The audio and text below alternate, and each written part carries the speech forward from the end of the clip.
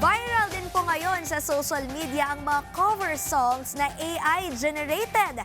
Panoorin natin yan sa ulat ni Jeremy Piscano. Pwedeng sabihin nyo to sa kanya, ang puso ko'y nahihirapan na. Napasing-along na ba kayo sa mga song cover na ito o napapainda ka na lang dahil sa ganda ng version nito? Bakit siya araw-gabi nasa isip ka? Ito naman, mapapasway ka na lang sa ganda ng rendition at boses ng kantang ito.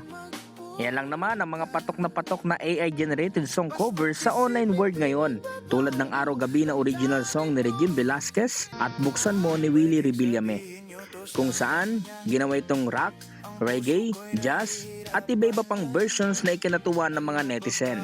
Sa katunayan, ginagamit na rin ito sa mga streaming platform kahit hindi ito nagmula sa original na artista. Pwedeng sabihin nyo to sa kanya, ang puso ko'y nahihirapan na. Ano pa ba ang pwede kong gawin na uubra?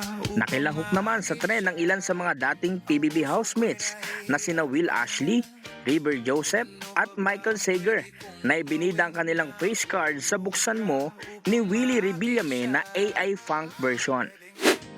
Basta't isipin di magbabago, damdamin ko sa'yo.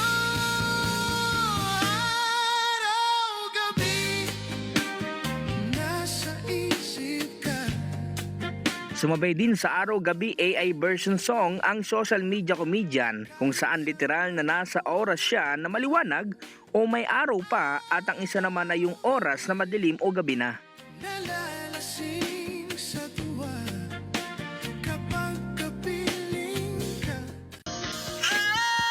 Araw-gabi nasa isip ka. O ito, trending din sa TikTok ang patok na song cover na ito ni Anthony Meneses. Sa dami ng mga nakarelease sa kanyang yearning version na tila gustong-gustong makasama Araw-Gabi ang mahal mo, umabot na sa 2.1 million ang views na ito sa TikTok pa lang. Kapag parang ka, araw-gabi tayo dalawa.